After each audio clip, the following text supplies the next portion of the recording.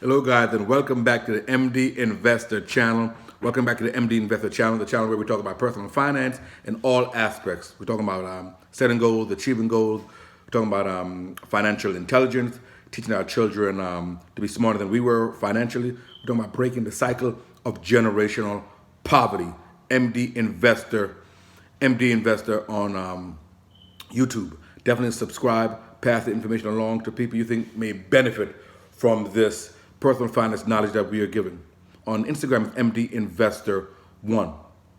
Definitely thanks for all the support. New video today, guys. The problem with raising your children to be W-2 employees. The problem with raising your children to be W-2 employees, or just employee. The W-2 is the tax form that we get at the end of the year. You take the H&R Block to do your taxes. You're a W-2 employee. What's the problem with that? Well, a lot of problem with that, but let's get into it. It's the way we've been raised. We've been raised that you go get a job. You want to make money? Go get a job. You want to make more money? Put in more hours, okay? Get 2 jobs. Get a night job. Get a weekend job. Get a holiday job. Get a job. Work, work, work. That's the way we've been taught, right? It's all that we know, right? You want to give good advice to a child, what do you say? Go to school, study hard, get good grades, and then go and get a job. And we think we're doing them a favor, right? Do everyone teach your children that? You think Donald Trump teaches his children that? Study hard, get good grades, and then go get a job. Is it Mitt Romney? No, they don't. They don't teach your children that, okay? They teach your children about business and about investing, okay? We are the only ones in the back talking about go get a job, go get a job. We're gonna get to that, okay? Go get a job, put in your time, your 40 hours a week. If you want to get more money, get some overtime, right? I've heard it been said that the American system is a horse and jockey system. When I first heard it, I'm like, what do you mean? The American system, economic system, it's a horse and jockey system. You know, right? You got the Belmont, you got the Preakness, you got all these, the Kentucky Derby, all these races, right? And the horse does all the work. The horse is the one running around the track, sweating and doing all this stuff. Sweating and blowing hard, muscles burning. The jockey's actually riding on his back. Yeah, maybe he has a little whip or whatever, but he's not doing anything. Who's doing the work? The horse is doing all the work. But who gets all the credit at the end of the race? Oh, so-and-so jockey's wonderful. He won the Preakness. He's this. He's getting interviews and awards and money and all this stuff. What did the horse get? Maybe take him to a barn, maybe give him some apples, some oats, some water. And so is the American economic system. Think about it in employee-employer. Yeah, you work, you do your time, you get your benefits. Who gets all the tax breaks? Yeah, your boss, the employer gets all the tax breaks. Think about it in a rental situation. Landlord, tenant. You've been paying your month, $1,000, $2,000, $3,000 a month for your rent every year for 30 years, right? You've given them hundreds of thousands of dollars. And at the end of 30 years, what do you have? You have nothing. What does he have? He has an asset. He or she has an asset, has a title, and they have wealth that you help them pay for. Yeah, all that money you're paying, you paid down your mortgage. All they did was got maybe 20, 25%, then got a mortgage from the bank, and you paid it off. And now he has an asset that he can pass on to his children. What do you have to pass on to your kid? Absolutely nothing. You were the horse. Now it's catching on. You were the horse, and you had nothing to show for it. He's the jockey. He got all of it, okay? They come to him and said, who owned this building? I do, sir. What proof do you have? Well, here's my deed of title. But what about you? I've been living here for 30 years. Okay, show me what proof do you have that you have nothing. You have a lease. right? There's a start date and an end date. They've been renewing it for 30 years, but you owe nothing. And he can leave this path onto his children. Legacy wealth. To my son, to my daughter, I leave the building at 123 Main Street. What do you have the path that you get? Nothing. You are the horse, he's the jockey. Let's get into it, guys. The problem with raising your children to be W-2 employees, okay? First of all, you're giving away your freedom, right? We talked about it before. You're trading your time for money. How many hours do we have in a day? 24? How about rich people? How many hours do they have in a day? 24? We all have 24 hours in a day. A third of it, 8 hours, what are you doing? Sleeping, if you're lucky. A lot of us are cutting sleep. But you're sleeping 8 hours of the day. The other 8 hours, let's say for an average job, you're working, right? Trading your time for money. And the other 8 hours, you're eating, you're commuting to work, maybe watching on TV, having on family time. But the bottom line is, the sleep we can't do much about. The other stuff we can't do much about. But the work, that's where we're trading our time. And you might say, what's the big deal? That's your life. 40 hours a week. Say 50 hours, 50 week a year. That's 2,000 hours per year. Times 40-year career. That's 80,000 hours you've given away to this job. That's your life you're giving away. That's birthday parties that you have missed. School dances that you have missed. Time to really be a family and gel and come together. You are at another location making somebody else rich. And you want to pass that on to your children. I did it for 40 years, so Junior, I want you to do it. It was good enough for me, it's going to be good enough for you. No, it wasn't good enough for you. No, you lost out big time. Maybe you don't realize it. You lost out big time. Okay? And what do when we want to make more money? We say we work 8 hours a day. If you say, listen, I want to make more money, what do you do? Well, you say, well, maybe I'll sleep less. That's what we do. You get an extra job, that's what you want to sleep less, or you're going to take away some of the family time. You have 8 hours for this job. I want some more money, so I got to cut some sleep and cut some family time. No, Junior, can't be at your basketball game this weekend. I'm working. Okay? And in essence, your job controls you. That's what we're talking about. You're giving away your freedom. You're trading your time for money. Your job controls you, right? Something happens in your life. Got to call it a job. There's a death in the family. Got to call my job. Oh, I need to take this time off. So and so is sick. Oh, I got to stay home. I can't find a babysitter. You have to beg for permission because they own you, and you allowed that. You signed up on the dotted line for that. They own you. Okay? They rule your life. A stranger. Okay? You want to travel? Yeah, I know you'll get 2 weeks, 2 weeks vacation. But I want to go to Italy for 4 weeks. Well, you got to get permission. Okay? You got to get permission. So you're trading your time for money, and we say the time is not this time. It's a limit. That's a limited resources. That's your life. A year, 2 years, 5 years, a decade, 20 years. You've missed your children growing up. You're trading your life. Okay? You're trading your life for money, and you ain't even getting all the benefits that we're going to talk about.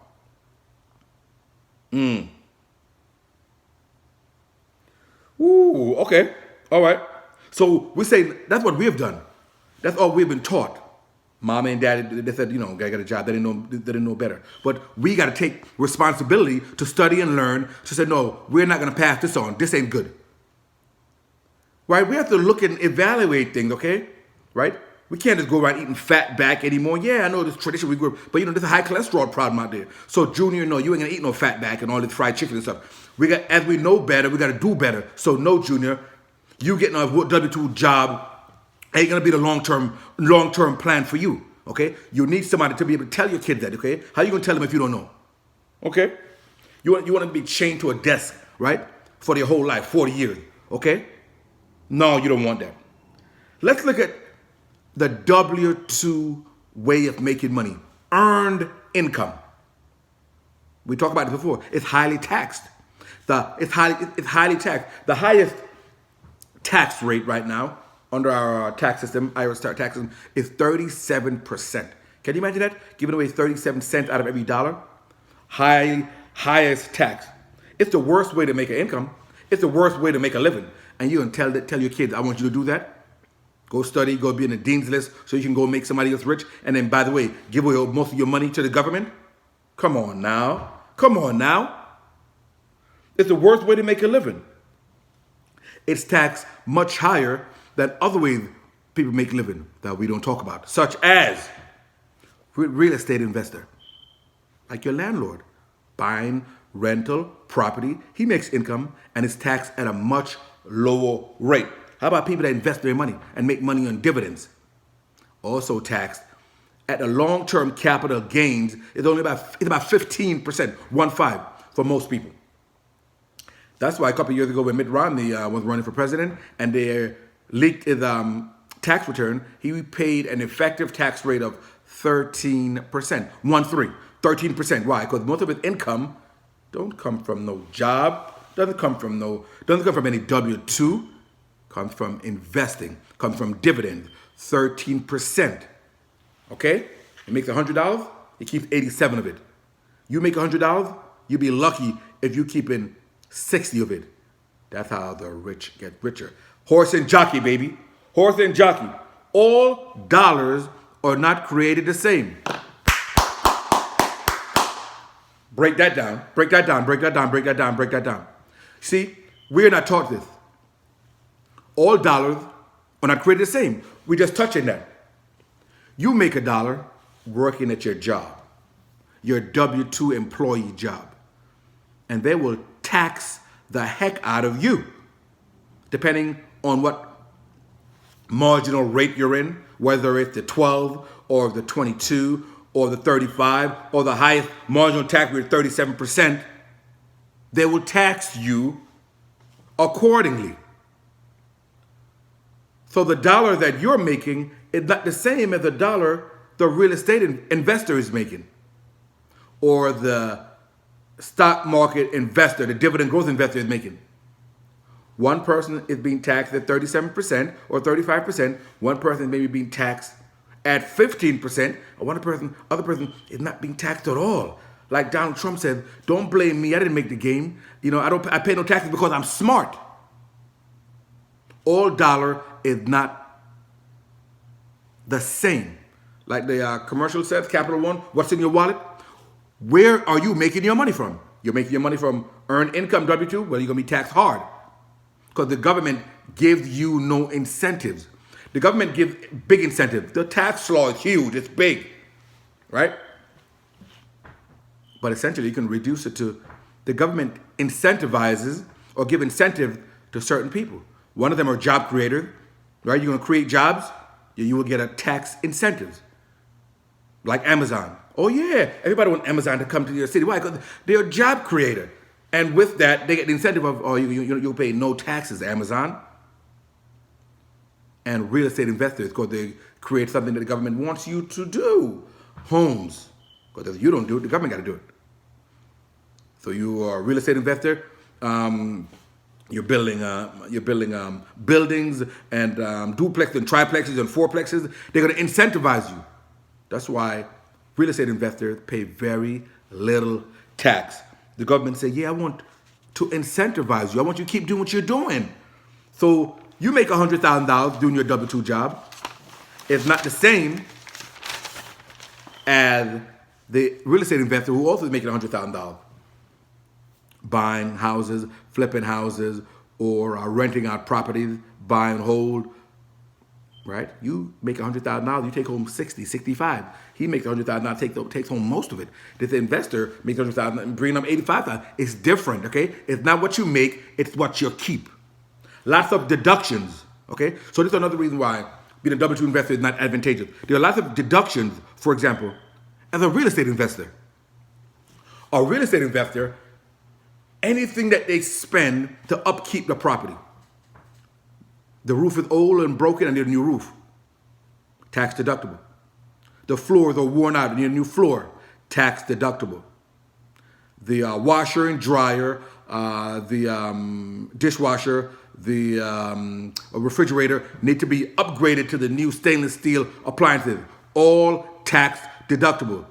The lawn care, okay, the shingles, the sprinklers, all tax deductible. Try to do that at your own home where you live. Not tax deductible. You want to paint it? If it's a investment property, tax deductible. The government is incentivizing you to uplift the property, keep it up so you can get tenants in there. Okay? There's something called a 1031 exchange, where the taxes you own on, say, your rental property can be deferred for how long? Till kingdom come. It can keep being deferred by just, okay, you sell the duplex and now bought a unit apartment building. And then when the tax comes due on that, I roll the profit over and then I bought a 6 unit building. And that's how they keep delaying and deferring and delaying and deferring. And the bottom line, they just end up never paying any taxes. Leonard Hemsley, the famous hotel heiress in New York, many years ago said, only poor people pay taxes. You hear stuff like that, you get offended, kind of. Yeah, you get offended. How dare you? We're poor, we're working hard. But we got to learn the system. How do we get into it, okay? Yeah, you're elected officials, a lot of them. And congressmen, congresswomen, they own property too. They make the law, right? They try to incentivize this, okay? You got to figure out, what does the government try to incentivize? That they try to incentivize, let me try to do that, okay? The stuff, the behavior they try to incentivize. So they're not trying to incentivize you to go get a job. They're trying to incentivize you to go be a job creator, to go be an investor, okay? So that's what you want to do. You want to encourage your child to be an employee, a W-2 employee. They can't use the power of leverage. What is that? Leverage is when you use OPM, other people's money. Perfect example. Right? People are talking about, for us, for poor people, middle class people, working class people, they say debt is bad. Certain debt is bad. High credit card debt, terrible. Definitely want to knock it out, get rid of it. Certain debt is good. Like what? Glad you asked. Any debt that you use to allow you to increase your net worth, that's a good debt. Such as mortgage. You see a duplex, a fourplex, a triplex, a small apartment building that you want to buy. You know you don't need 100% down, maybe 25% down. So you have the 25% down, you go put that down, and then you get a mortgage for the rest, the 75%. The bank will give you a mortgage for 75%. You have tenants in there, and who's paying off the mortgage? You're the rider. You're the jockey.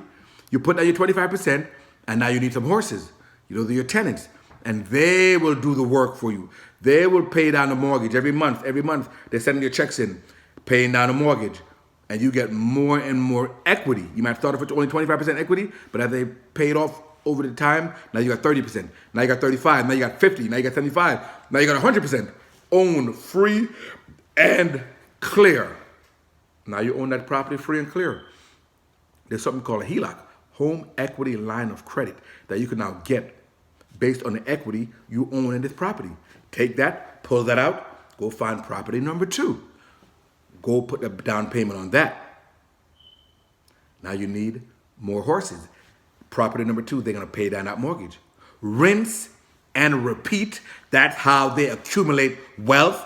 That's how they accumulate assets, and that's how they have money and assets to pass on to their posterity, their heirs, their children, their grandchildren, right? What does the Bible say? A good man leaves an inheritance to his children's children. You can live in an apartment building for 30 years, and you have nothing to pass on to your children. Let us move on.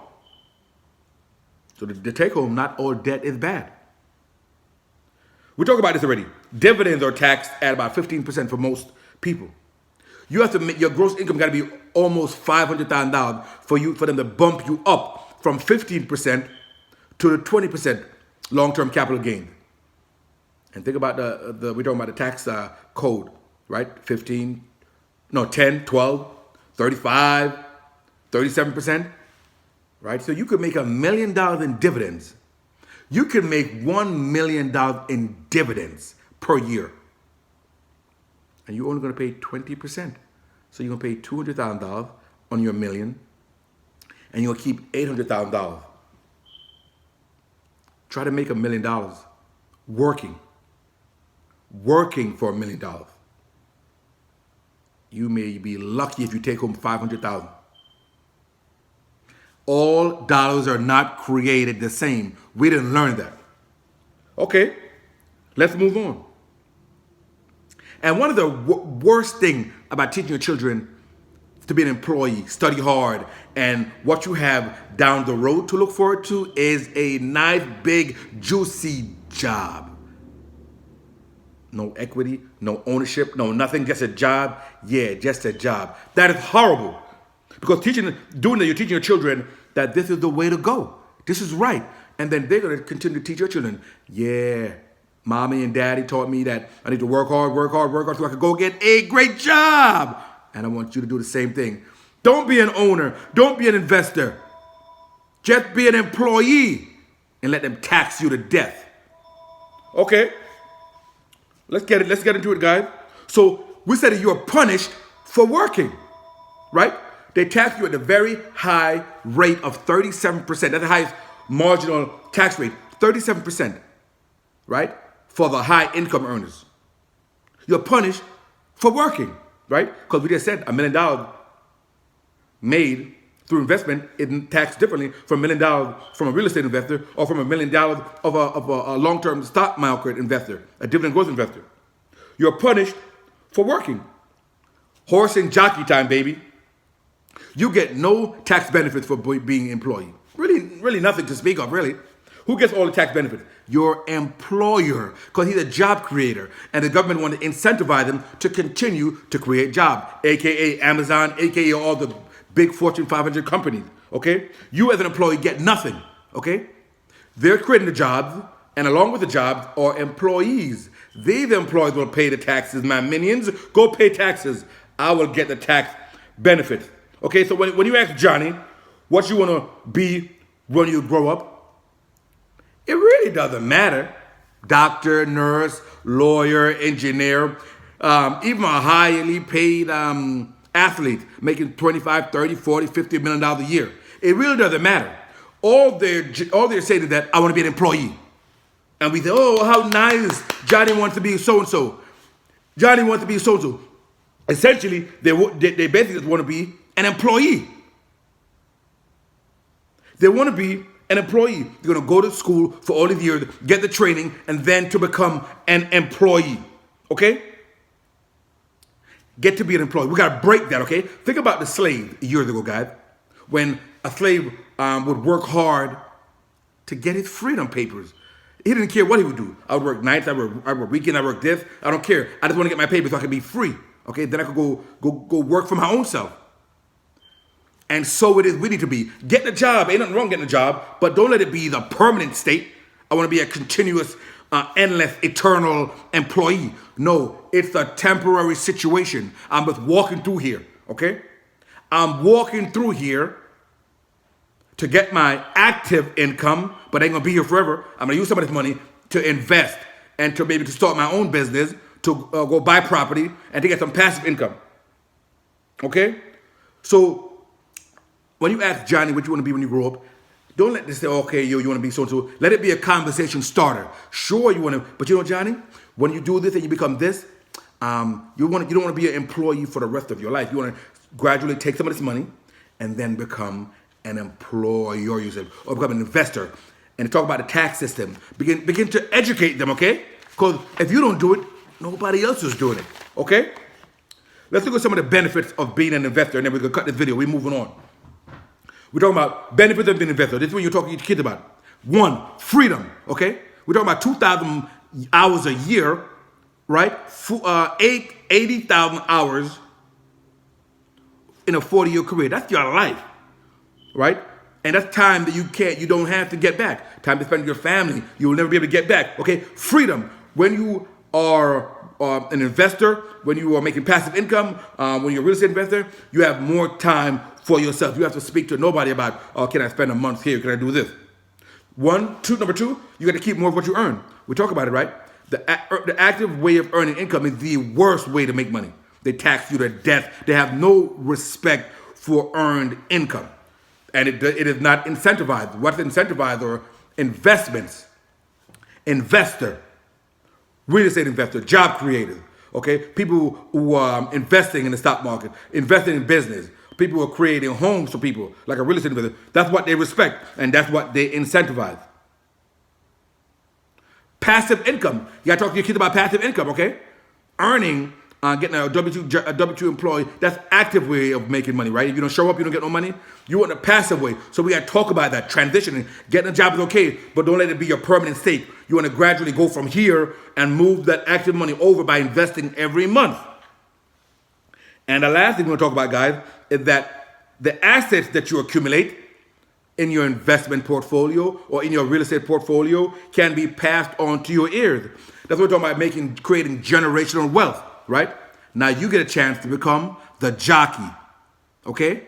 And get some of the benefits instead of just being a horse all the time and doing all the work and have nothing to show for it, guys. MD Investor, get in the house. MD Investor, we're gonna continue to educate ourselves. We continue to not just learn, but take action. We're going to continue to teach our children to break the cycle of generational poverty, okay? And we're going to do it by taking action. MD Investor, definitely subscribe. If there's people you know who could benefit from the information, let them know. On Instagram, MD Investor1, MD Investor1, guys. Continue to take action, read, learn, and I will see you again on the next video.